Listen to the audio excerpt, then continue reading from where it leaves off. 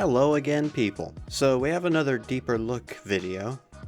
As if you couldn't tell by the title. Who writes this shit?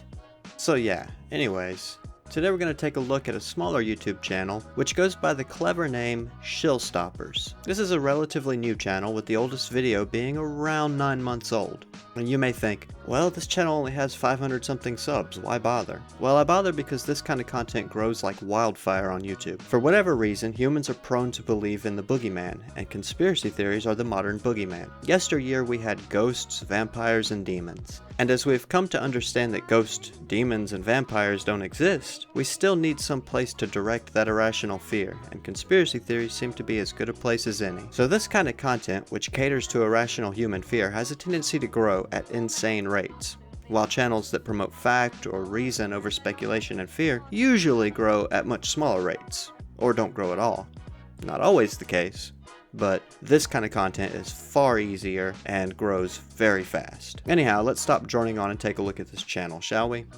First thing to note is that despite the channel being relatively new, the owner seems to know what he's doing. His thumbs are relatively engaging, his channel is set up properly, he's promoting his social media, he has a Spreadshirt store with decent quality designs. Granted, they're stupid in their message, but they're decent quality nonetheless. We have a variety of videos with titles such as Moon Landing Hoax, Jew World Order, Mars Mission Exposed, and the like. There's a significant slant towards Christianity, which I've noticed a lot of conspiracy channels are now taking. It would seem there are a lot of conspiracies which in one way or another reference the Bible. As such, the theorists, whether they actually believe what they're saying or not, tend to have to fall within the religious group.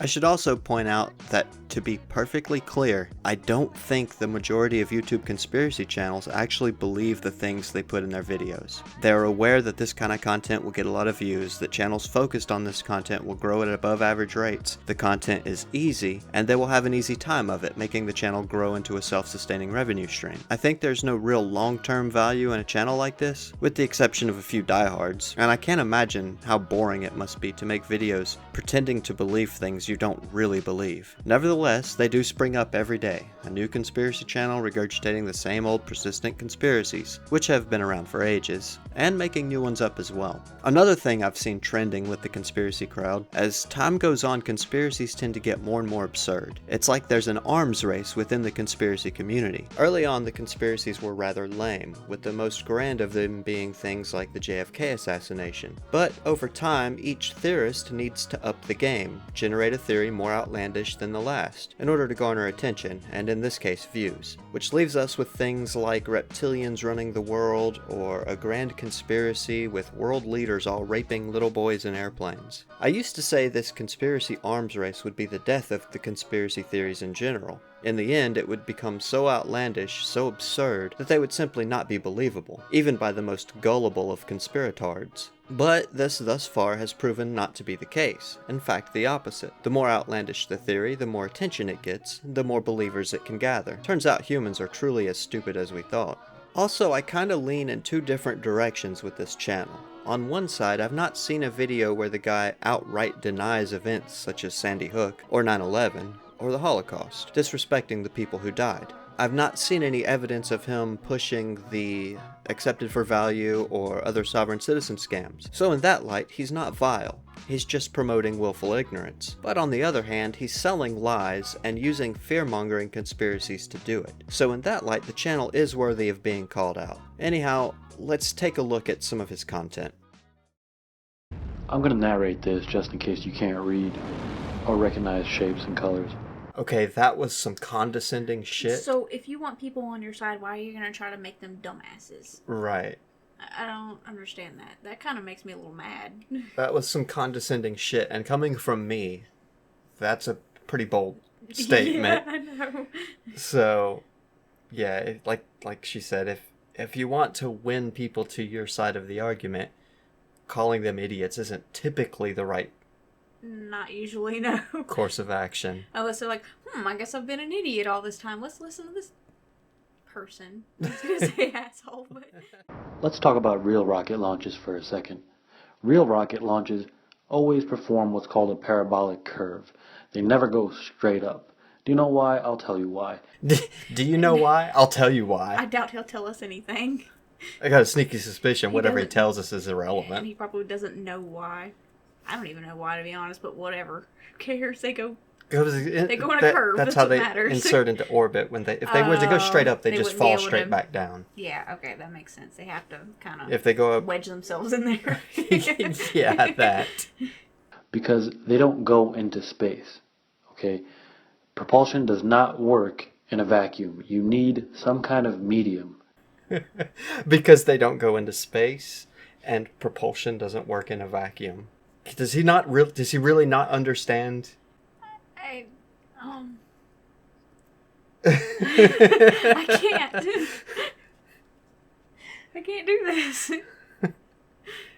It'll work that way. The same way a propeller plane works, the same way when a bird flaps its wings, the same way that you're able to swim in water. Water is just another medium. And the same way we can crudely swim through water, birds can fly through air. Now, some of you are going to argue that Force A and Object B are within the rocket, but it doesn't work that way. Object B has to be outside of the actual rocket. Okay, so he's clearly a rocket scientist.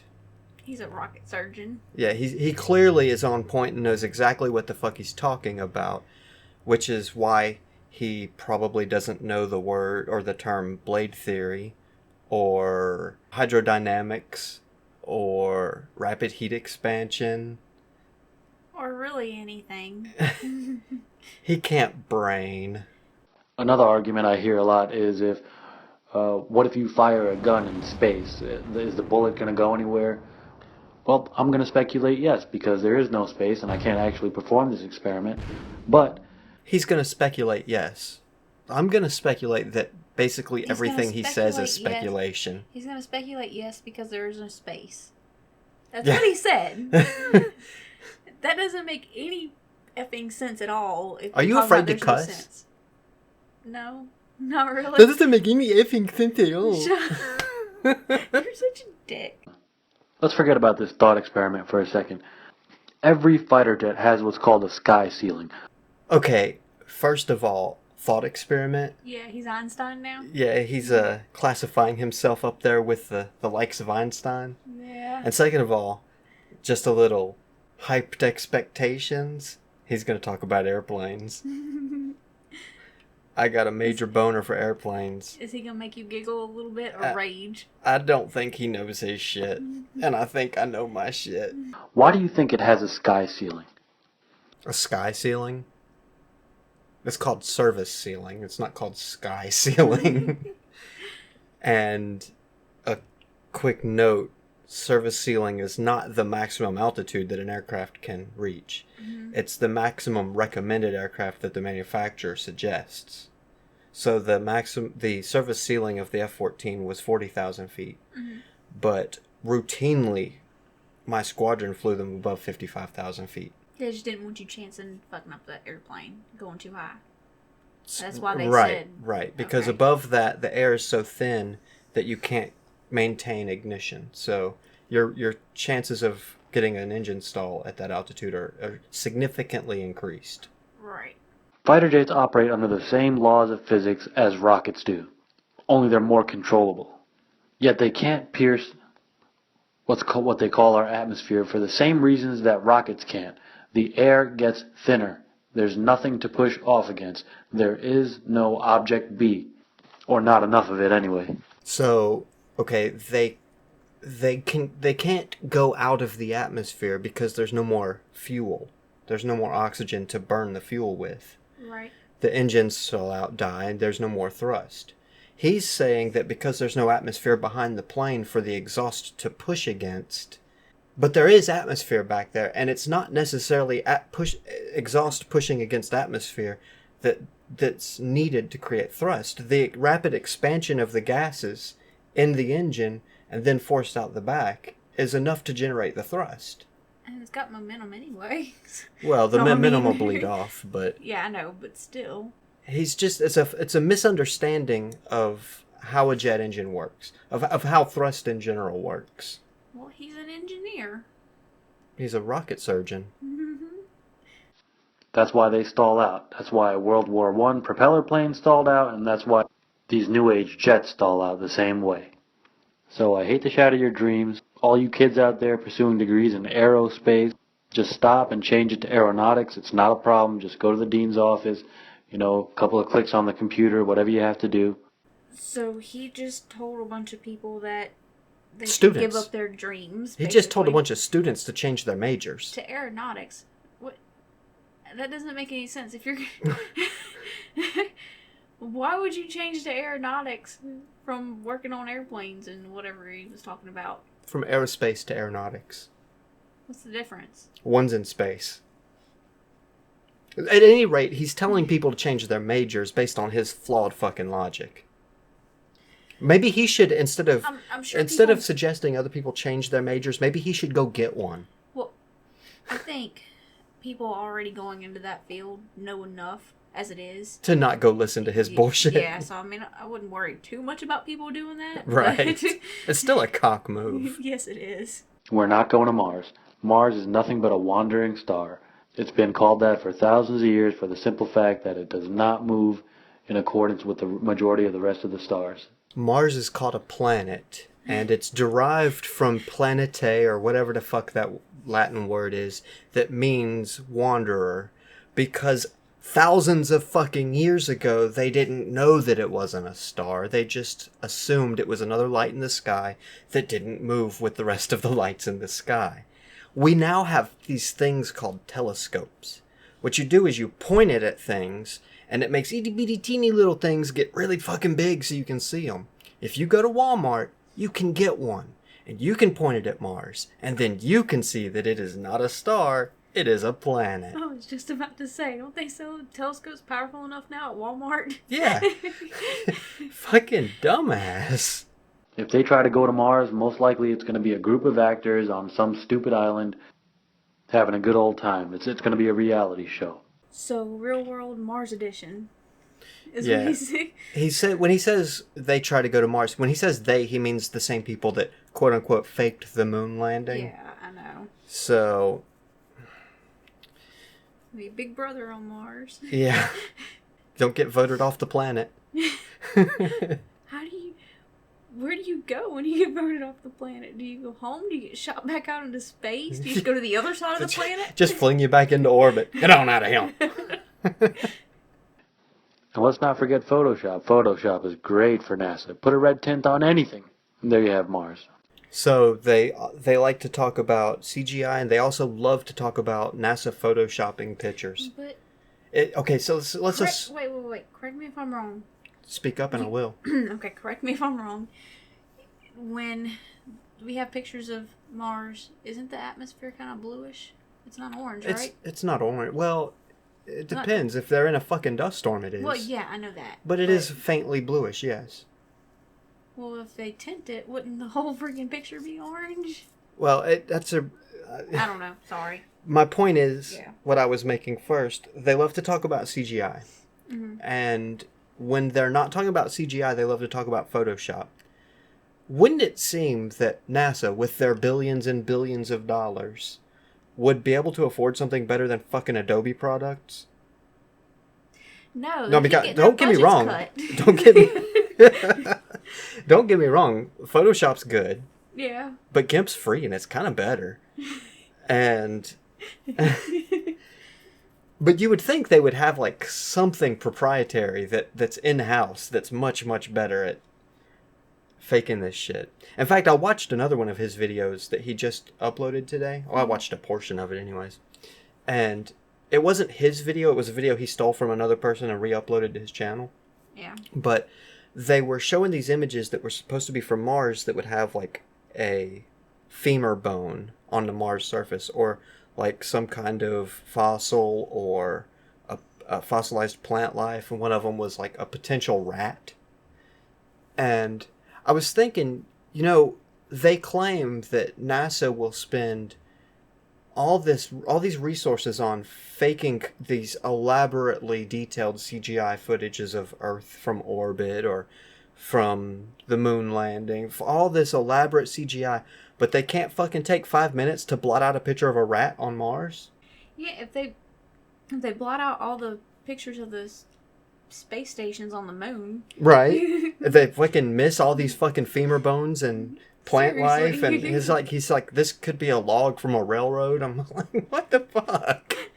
And by the way, if Earth were truly a ball, we wouldn't have to get into a rocket and shoot straight up. All you'd have to do is get into an airplane and not course correct for the curvature. Wasn't he just saying Earth was flat, Yeah. but it has curvature? No, he's saying if Earth was a ball, you could just fly in a straight line and you'd eventually fly away from the curvature of the planet. Oh. That's another thing It makes sense. Just that's another thing that these flat earthers in specific, have problem grasping, is when you are flying within Earth's gravitational field and inside Earth's atmosphere, you're flying relative to Earth. You're not relative to the moon. You're not relative to Mars or relative to the sun. You're relative to Earth. You're a child of that parent. And the atmosphere and gravity is going to continually keep you from... You're always fighting gravity in flight. right. You're always trying to keep your altitude up. The moment you stop trying to keep your altitude up, then you're going back down towards Earth in a hurry. So if you just fly straight, you're going, like, as in keep the nose at flat level with the horizon, you're just going to keep following the horizon, because thanks to gravity. If you fly for an extended period of time and don't course correct, as he puts it, that's just called increasing altitude. That's not called leaving Earth or anything. It's just increasing your altitude. It's just a fundamental lack of understanding. And why is there so much smoke billowing from these rockets? Every engineer understands that if there's smoke coming out of an engine or a rocket, then that means it's not burning fuel efficiently. Okay, well, first of all, rocket engines are notoriously inefficient. And secondly, my brother's an engineer. He doesn't know anything of the sort.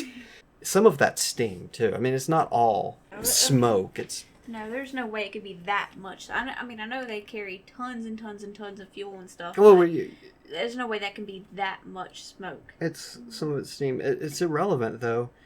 What's its efficiency got to do with its ability to escape gravity? I don't think... It doesn't have anything to do with it. If you fart hard enough, Yes, you'll it leave the does. damn atmosphere. It just does. You just have to nod your head and go with it, because that's exactly what they do. They nod their head and go with it. But how cold can it be? National Association of... Now, this isn't really related to the conspiracy aspect of the channel, but this is just a good example of piss poor, lazy ass editing. You notice the sound quality from one cut and to the next cut is dramatically different. Now, I can't be accused of having the best sound quality, or the best video editing skills, or the best commentary, Or the best anything. or the best anything, but at least I try. And that's evidence of not even giving a fuck. Can somebody tell me why their computers are labeled? Do they not know where to sit? Does it fucking matter why their computers are labeled? They're probably labeled so they'll know where the fuck to go, because maybe they go to different fucking workstations. Maybe they fucking work in different buildings. Maybe the layout for what computer does what and is positioned where changes on a regular basis. Does it could fucking change matter? For security reasons, that would be the smart thing to do. Yeah, I would mean, do. I mean, maybe because they work multiple shifts, and I mean, because the next crew coming in may have sat at a different desk, or maybe because they are assigned different positions on different days of the week. Who fucking cares? No one is going to Mars. Their own engineers admit they can't get through the fake Van Allen belts. Okay, so no one is going to Mars. The engineers have admitted we can't get through the Van Allen belt. Let's just take a moment and do a quick Google search. Okay, so the engineers admit nothing of the sort. You're just pulling shit out of your ass. They've gone through the Van Allen belt, or at least I'm fairly certain on the way to the moon they would have had to have. And before anybody says, oh, the moon landing's fake, there are fucking mirrors on the moon that we shoot lasers at, and you can literally use a telescope to look and find these mirrors. You can use a telescope to find the rover. You can use a telescope to find the fucking landing site. You can find all of this shit with your own eyeballs. I mean, nobody really knows why we can't leave this Earth. Some say it's the firmament. Others say our science is too primitive. I mean, I can't tell you what to believe. And when he says, some say it's the firmament, some say our science isn't good enough, but by some he means other fucktards like me. He doesn't mean like actual scientists or people in aerospace or, you know, people that are educated or people that have common fucking sense. When he says some say, he means some fuckwits like me. He says, I don't want to tell you what to think. And then that's the proceeds to whole make a fucking fucking point of the 7-minute video telling me what to think. Yeah. I don't want to tell you what to think, but you're an idiot if you don't think like me. Exactly. Eventually, I'm going to do a real balloon launch with no GoPro cameras or fisheye lenses. I'm not going to set a date like Jaronism, but eventually I'll get it done. We need to stop speculating and start experimenting. He's actually one of the only ones I've seen that said he's going to actually perform the experiment that would refute all of his claims. They all, at some point or another, say, all you gotta do is get a balloon. You can do it. Get a balloon. Do it. But they never do. Well, he says he's going to do it. He won't put a date on it, but he says he's going to do it. He's not going to do it. No, of course he's not going to do it because it would refute his fucking claim. And he probably doesn't have the money for balloon. I mean, he's Well, you can obviously get- not an engineer. No, you can do the balloon thing for about $700. Yeah, he ain't got $700. You know it. He's a freaking conspiracy theorist who wants to stay off the grid. Have you seen his shirt store? Has he sold anything? I don't know what he sold, but he's got all that copyrighted shit in there. He hasn't sold anything. I don't know, his shirt store's a lot older than his YouTube channel. Well, So he may be selling stuff. And the fact that his YouTube channel was well put together, even though it's brand new, would indicate that this isn't his first run at YouTube. so his last channel probably got deleted. Potentially, or he's just moved. Maybe he's branching out and creating more. Maybe he's got 6 or 7 channels. I don't know. What I do know is he's right. At the end of that clip, he said, what we need to do is stop speculating and start experimenting. Mm-hmm. Absolutely right. If any of these fuckwits would stop speculating and start experimenting, they would be forced to shut the fuck up. Except they're not going to do it. Because they want to be right. Well, they're either not going to do it because then they wouldn't be able to continue making YouTube ad revenue by spouting conspiracy theories, or they don't want to do it because they are locked into this ideology that they're right and they don't want to risk being wrong. Right. At any rate, I think that's about all. I hope you all enjoyed fuckwitology or whatever his religion is. Peace. Fuckology? Really? Peace, fuckers.